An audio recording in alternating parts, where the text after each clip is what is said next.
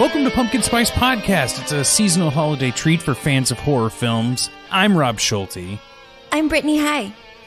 And today we watched Children of the Corn Part 2, The Final Sacrifice.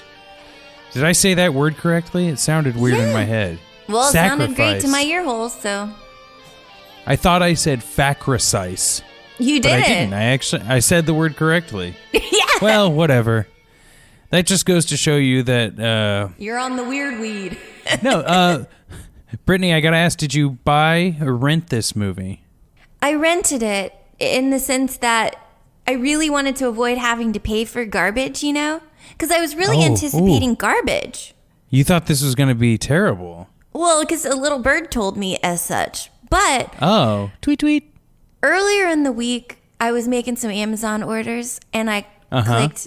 no rush shipping to get $1 towards a digital download. So I ended up paying for it through the inconvenience of not getting my stuff in 2 days. So it was worth it. It was worth it. How about you? To go? Well, first, did you have to go down and get like a solo roll of paper towels, like while you're waiting for your order to come in? No, nothing like that. I plan ahead. Thank goodness. I plan ahead.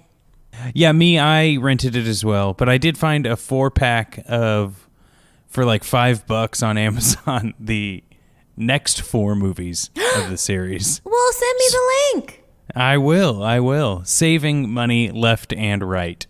Now, you alluded to this being hot garbage because it was, a little bird barfed on you or something. Yeah. But, yeah, it's bad, but it's not terrible, if you know what I mean. Like, of course I know what you mean. I actually enjoyed it. I had so much fun. The crazy thing about this is that it was made 8 years after the original, but it's supposed to pick up immediately, like the next day of everything that happened, or within the week of the events of the first movie. But there is just like a paintbrush slathering 1992 on this movie. Yeah, it really is. Like, our lead baddie, Micah, looks like he's like in like one of the new members of The Cure that like plays the saxophone in the background. Oh, totally. Sax Guy. Yeah, Sax Guy. He's got to dress the part, but also no one knows him. Well, where did they get those clothes anyway? They killed all their parents. It's like, where are you getting these new clothes from? It's obvious you had them laundered recently. Yes. Who gave you that fresh to death cut? Quick question. Since you didn't join us for the first one, also, you and Graham have never been seen in the same room. We're the same person. It's fine. We're attached at the hip. He's sleeping. Just kidding. Graham's going to listen to this and be like, this is why we're never on the same episode. I'm too much to handle. This conspiracy theory will be solved at a certain point in time. But... we were talking about, their dress and their... there was a traditional garb that they were wearing in the first one. Did you watch the first one? Because of course I did. Okay, I was going to say, though, it would have been so fun to hear your response of what the second one is like with having no context from the first. Well, it's not like it helps. You know what I do think we need to do is we should initiate anyone who has not seen this film by giving them the rundown by reading a user-generated IMDb storyline. Hey. You ready for this? Go for it. Authorities discover the mutilated bodies of adults in the secluded town of Gatlin, Nebraska, and children hiding in the corn. Enter John Garrett, Terrence Knox, and son Danny, Paul Shearer, who head for Gatlin on a story and get caught up in this mess when an orphan named Micah, Ryan Bowman, is possessed by he who walks behind the rose. That was written by Eric Creed. Thanks, Eric. Yeah, they did a pretty good job there. I mean, it kind of sounds like the father-son are like a journalist team. Yeah. Like they should have distinguished that they were estranged. Yes. Because that's so important to the story. It's crucial. Yeah. Crucial to telling this tale. To pick people up from the first one to the second one, though, I did, since I missed the first one, and there's so much value I could have brought, that I'll just boil it all down to one sentence, and then we can just move along. My mom and dad are corn. That's what the children of the corn say. Yeah. I thought that was your audition for the movie. Well, did I get the part? Well, of course. You get a signing bonus. Oh! And then you get all the corn you can eat. Great. The movie The Omen. They zoomed in on Damien's face to elicit fear, and they definitely lean into that idea in this movie, because anytime something evil's going on, you get Micah's flared nostrils. The blood of those that defileth the corn! They talk about the corn, too. I thought that was a nice touch, personally. Yes. It felt familiar by the 13th time I saw it. Yeah. Should we move into cutting class? Let's do it. In this school, you don't die trying. You just die. All right. Who do you want to start? Should I start? Hands in the air, hands on the floor? Oh, you gotta start, because I'm not the factoid girl. I know. I just figured maybe you found something. I literally said my mom and dad are corn. That's what I got. That's what I brought to the table for today. Go on. Give me the facts. All right. There's not there's not crazy facts about this movie out there. Or maybe there is, and I just didn't find them yet. And if you have any, please let me know. But one that I really liked is Wait, did you hear me gasp just then? Because that's like calling a timeout. Oh, I'm sorry. Rob, you didn't tell the fans. You didn't tell the listeners. Oh, yeah. Tell them about the thing. Okay, before we go into cutting class, I've got... that is a fun fact in and of itself, man. Yeah, it is a fun fact in and of itself. I got in touch with someone who was in this movie, an actor in this movie, and they will be sending in a prepared statement for us to play on the show later this episode. So hold on to your butts. Crossover! Yeah, I'm not going to tell you which actor. I'm not going to tell you which character. But if I told you one, they could probably figure out the other. Yeah, exactly. Pretty easily, to be honest. But that's a good fact. It's a great one. And into cutting class. One of my favorite things that I found out, the actor Christy Clark, who played Lacey. You remember her? Of course I do. How could I forget? Gal from the town over, right? She previously appeared in my favorite Nightmare on Elm Street film, Ooh. Nightmare on Elm Street 2, Freddy's Revenge, because of how bizarre it is.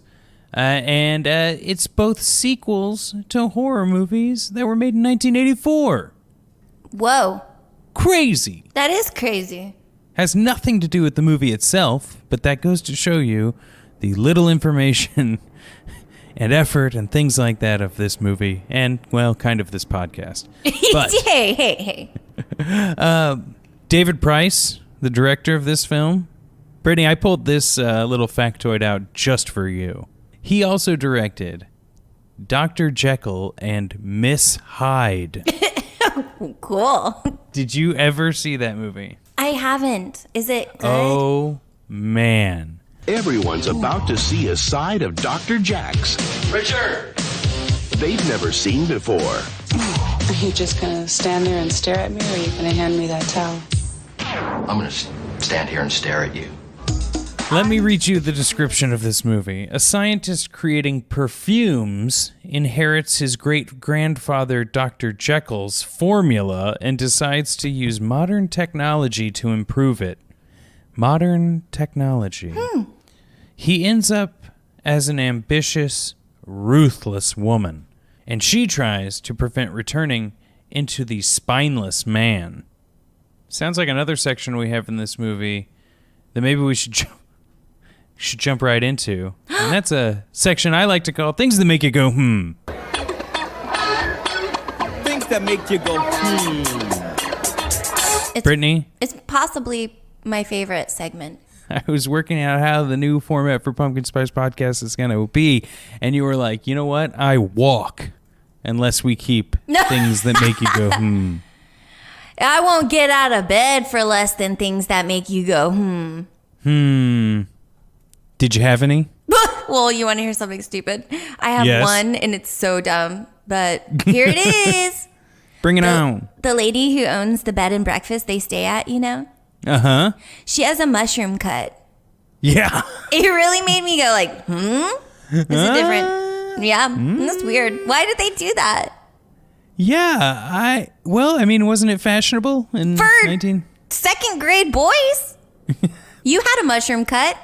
I did in third grade. And when I close my eyes, I can distinctly remember seeing your school photo. It's a great photo. Your mushroom cut. I've got it hanging up at my job. Oh, good. Well, Yeah. maybe you can post it alongside this episode.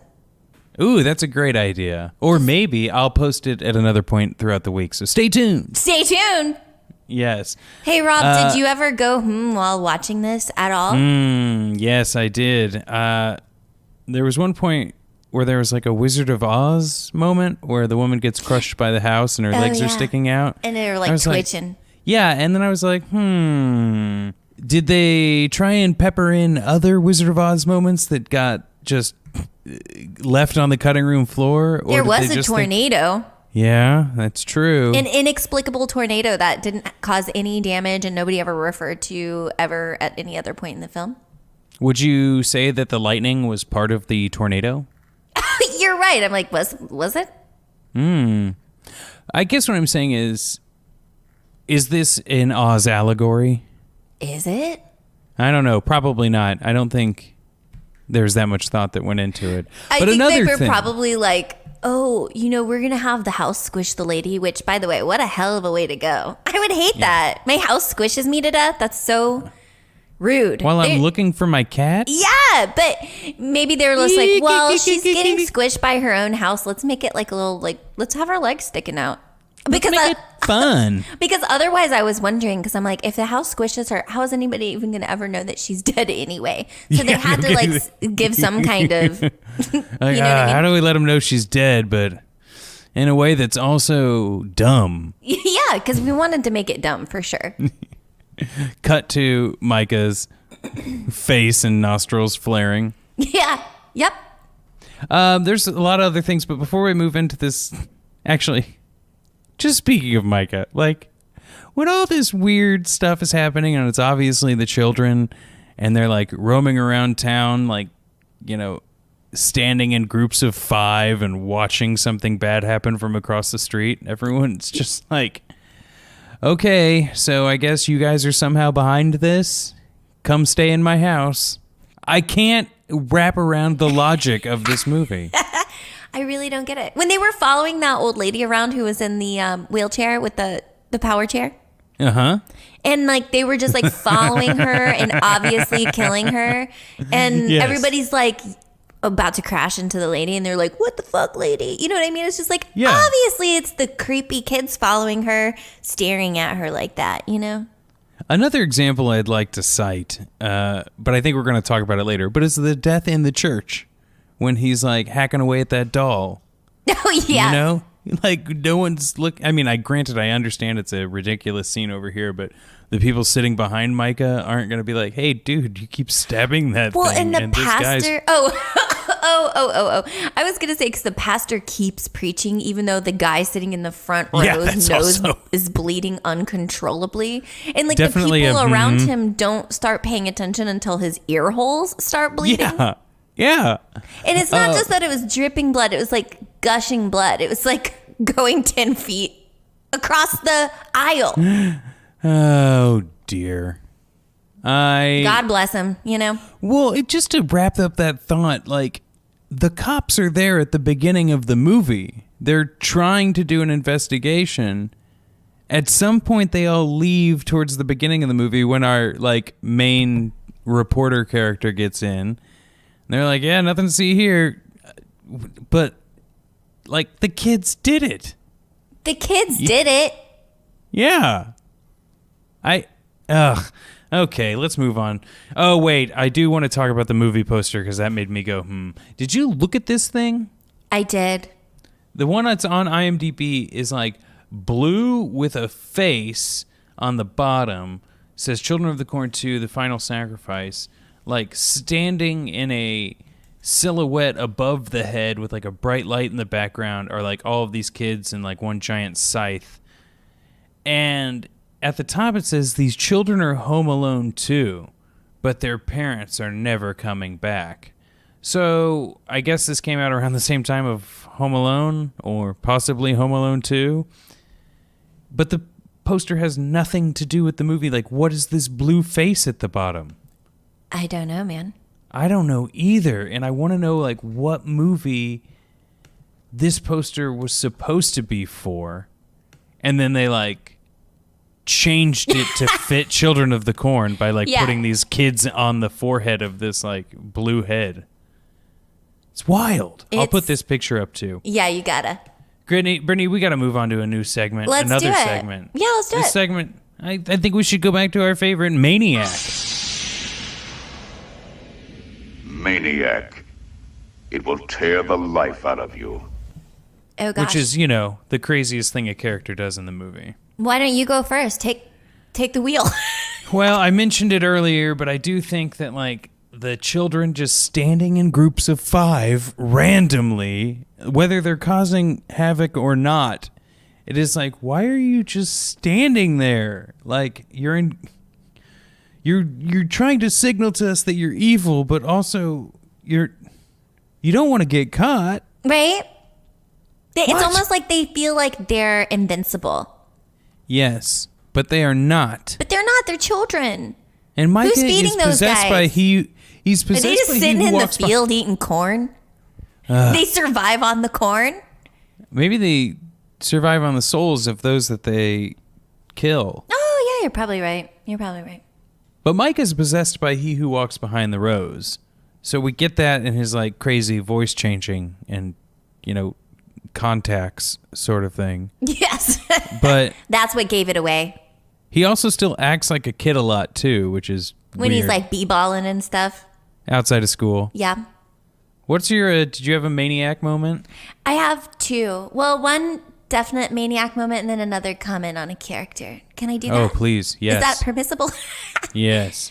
The craziest thing a person does in this film, I feel like, remember and then there's that violent storm. They're like driving in that news van and there's like a tornado or some shit. Yeah. And then they like pull the van over and then they get out and then they're like being blown away, like running into the field. And you're like, I think you were safer in the van. Yeah, I don't think you needed to get out, man. Don't you think? I don't know, but I need to get a shot of this corn. Well, no, he wasn't. They were like, oh no, we gotta get out because it's so dangerous in here.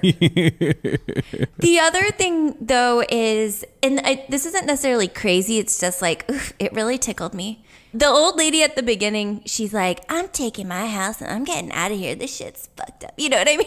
Yeah, and I was that's like, exactly what she said. that's hilarious. I thought that was really funny. But then later, we saw she was actually literally having her house moved, and I cackled. And it wasn't cute. It was like, not cute. No, it was not cute. I think that lady is the best character in the movie. Same. She's my idol. When she's calling for that cat under the house, you know that's how she calls her own cat. How that actor calls her cat at her house. Oh, yeah. You know? No need to reinvent the wheel. Yeah. It was great.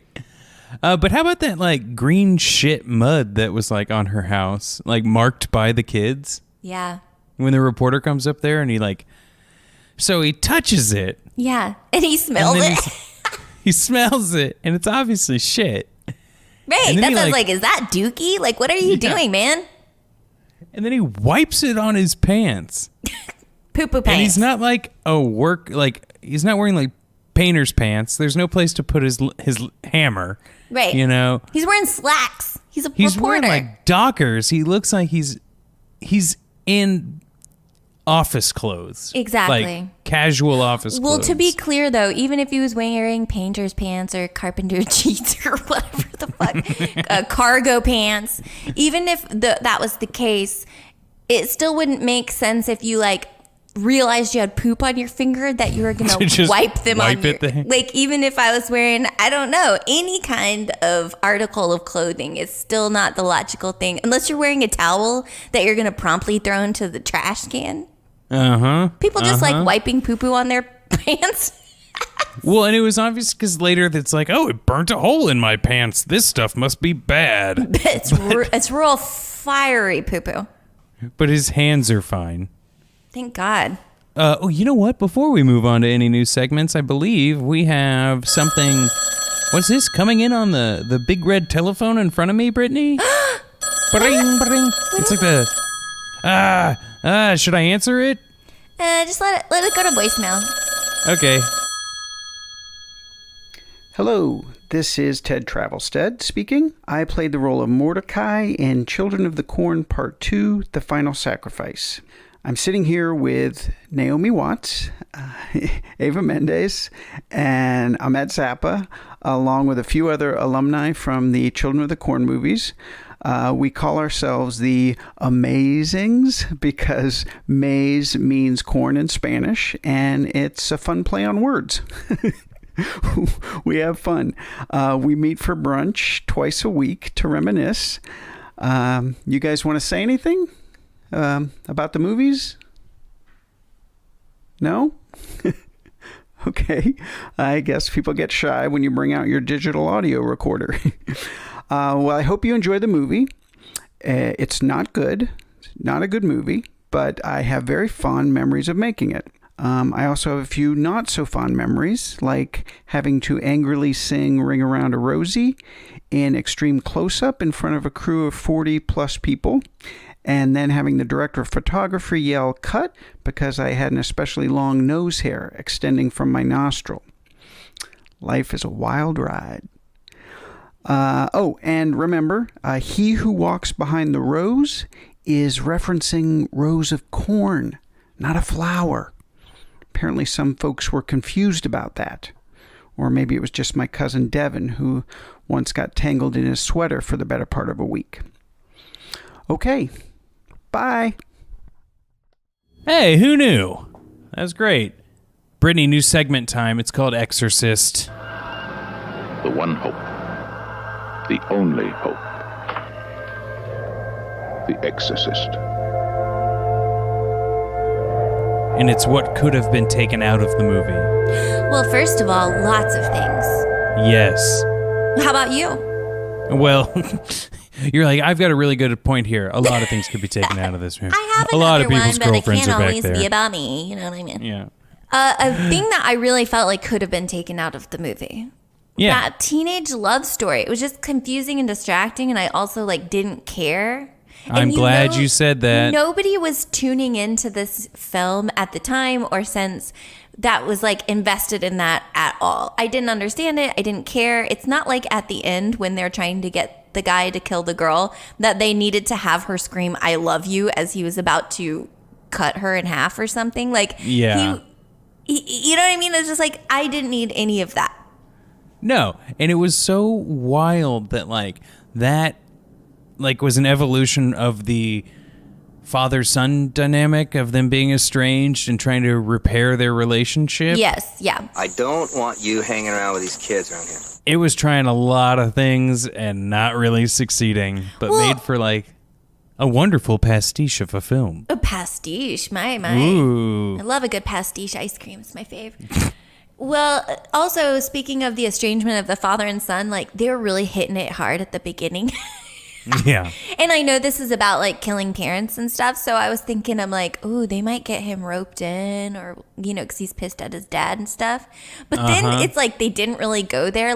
He didn't even ever say hey, I hear you, but I don't like my dad, but I'm not gonna kill him. You know what I mean? Yeah. They could have said something, but instead he was all of a sudden trying to save his dad's life. I mean, there should have been a moment of character development where he was do I want to kill my dad? I mean, he's not really a good dad. I also think that something something that would have made that scene a little bit better, too, is if the son was, wearing a baseball cap forwards. As he had done the entire film previous. Yeah. And then right before he goes to beat up the Children of the Corn or something, he like turns it backwards. Ooh. He's like, don't let him strike you, Dad. Remember what you told me. You can do it. I know you can, Dad. Get in here! also, just to throw it out there, all of the Native American folklore stuff was just like, oh, good. Oh, man. I did like Very the hard. sassy Native American doctor. Oh, he was professor. great. He was like, typical white dude. I was like, I can get down on that.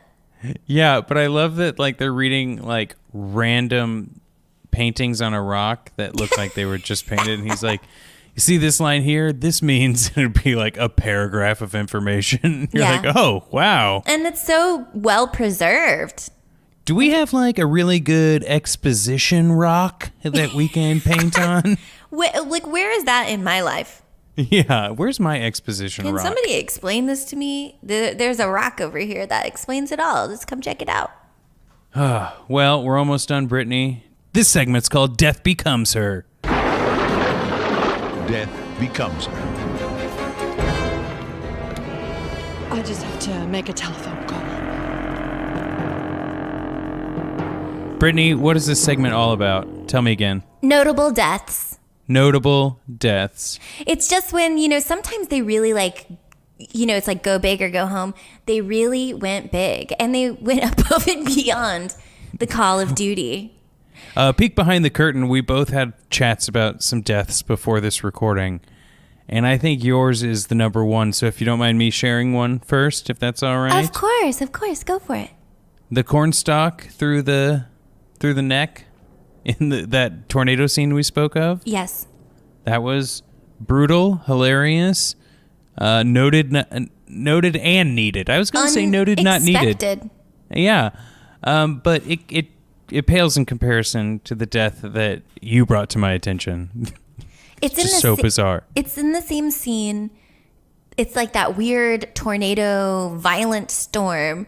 We got to get this shot. Where they get out of the van, but then like the one guy, he like his throat is slit by lightning. Yeah. I was like, I haven't seen that before, and I've seen a lot of weird murders. You know what I mean? I lived in Los lived Angeles. in New York. No, I was talking about my time in New York, actually. I know, but I said your city, you said my city. Yep. Let's just say we've seen a lot of weird shit. Adults are such hypocrites. It's like the moment a person turns 19, they become this thing. Will you be a soldier for he who walks behind the rows? Now we're going to go into one of our last segments of the evening, Brittany. Evening, whatever. We'd listen to these It's at any 9 point in a.m., time. man. Jesus. The Thing. We found something. We found something. We found something. Your big takeaway from the movie. Do you have a big takeaway from this movie? You know Large I or do. small in length and in sound? It's actually profound. Ooh, I love when people tell me that before I hear what it is. I just want to keep you on the edge of your seat until I really let you down. Okay. I thought, it was like maybe halfway or 3/4 of the way through the movie. And as you know, I get scared at even bad, scary movies. So I was scared, especially like when he was like digging the knife into that little wooden doll and the guy's nose was bleeding. Like that scared me. You know what I mean? Yeah. But my biggest key takeaway was that this film left me with my new nightmare. Oh, no. Being stabbed to death with needles by children. Ooh. And not only that, but as like then you're dead on the ground, Yeah. And then all of the kids leave except for one, and she's like holding a little baby doll, and then she like bends down and makes the baby doll pet the corpse. That's my new nightmare. That's my big takeaway, and it's keeping me up at night screaming. How about you? I said something similar to this earlier, but I think with a little bit of money, you and I could make something just as ridiculous of this as this. Yeah. And I don't know. I love the idea of us writing our own horror movie. Yes. And just showcasing segments of it as their own segments on this show. Ooh, yeah. So if we ever get bit by the bug to write one page to a horror movie, we should totally share it on here. I would love that. That's my thing. and I think that means it's time to rate this movie. Now, Brittany, we have 4 categories we like to rate movies. Is it a Scream, which is a good movie? Is it Living Dead, which means it's just okay, but entertaining? Is it Misery, which is bad and no fun, don't watch it, boo? Or the elusive 4th category, Vampiros Lesbos, which is just fun for the whole family. Wild card, crazy movie, fun. Where's the very bad but fun option? I would say, maybe you'll join me on this. I'd say it's a Vampiros Lesbos. Okay. It's bonkers. It's out there. You should watch it, but it is not good. But keep your expectations low. But that doesn't mean that Vampiros Lesbos is that way. I just think that that's the best title of a movie to put in a wild card category. Speaking of keeping your expectations low, just a little tidbit, little behind the scenes.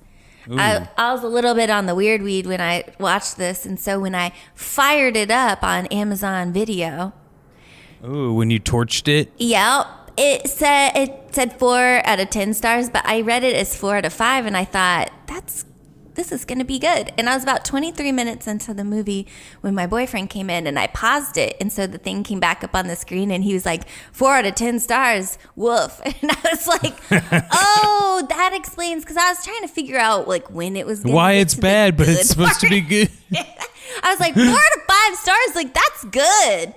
And Rob told me it wasn't good. Yeah, but a it little was good. bird named Is Rob. Amazon? Yeah. Oh, Brittany. Well, What? if we ever have any random extra categories or segments, that's where this will go. I don't think we need to do it this week. How about you? No, man. So let's just let people know that if they'd like to support this show, you can head on over to patreon.com/pumpkinspicepodcast. Help us pay our great producer, Cameron Boats. Boats, thank you. Take a bow. And if you cannot, for one reason or another, support us financially, head on over to Apple Podcasts. Leave us one of those 5-star rating and reviews. It helps us out, wouldn't you say? Yeah, I was going to say, if you can't support us financially, support us emotionally. We do bonus episodes every now and again. Sometimes we like to throw things just publicly and to make sure that everyone knows that they are just supporting good content. And it continues to grow as we continue to take on these patrons, and you've been really helping us out, so thank you so much. Appreciate it. Brittany, I think I might record an audio commentary to something for a bonus episode soon. Okay.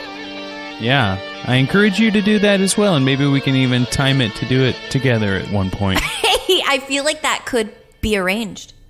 Oh man, let's do a commentary of this movie. Okay.